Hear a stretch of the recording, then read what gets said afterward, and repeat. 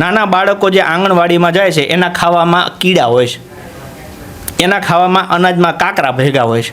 ત્યાંથી બાળક, માની લો કે ગુજરાતમાં બાળક જન્મે છે ને એમાં 27% બિચારા હજી કુપોષણવાળા જન્મે છે. આ કુપોષણનો મતલબ શું? કે જે માતા ગર્ભધારિત છે એ માતાને પૂરતા પ્રમાણમાં ખાવાનું મળ્યું નથી.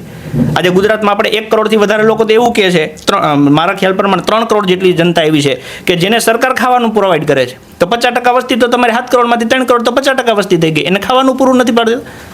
તમે લોકોને એટલા સક્ષમ જ નથી બનાવી શક્યા કે લોકો પોતાનું જીવન પોતાના પગ ઉપર મજબૂતાઈથી ઊભા રહે. આજે ગુજરાતના યુવાનો પાસે શું ઓપ્શન? વિચારો.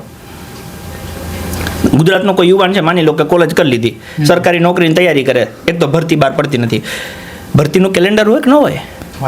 બરાબર. હવે માની લો કે પોલીસ ભરતી બોર્ડ છે, તો પોલીસ ભરતી બોર્ડે ખાલી 2 જ પરીક્ષાઓ લેવાની હોય, પોલીસ કોન્સ્ટેબલ ને PSI.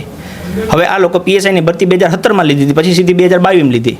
તો 5 વર્ષ સુધી જે લોકો તૈયારી કરતા હોય એને શું કરવાનું? તમે દર વર્ષે ભરતી પરીક્ષા રાખો ને ભાઈ, કેલેન્ડર બનાવો કે આ મહિનામાં જાહેરાત થશે, આ મહિનામાં ફિઝિકલ હશે, આ મહિનામાં લેખિત હશે, આ મહિનામાં તમારી મેન્સ ને રિઝલ્ટ. UPSC કેમ કરે છે? આખા દેશમાં થઈ શકે તો રાજ્યમાં કેમ ન થઈ શકે?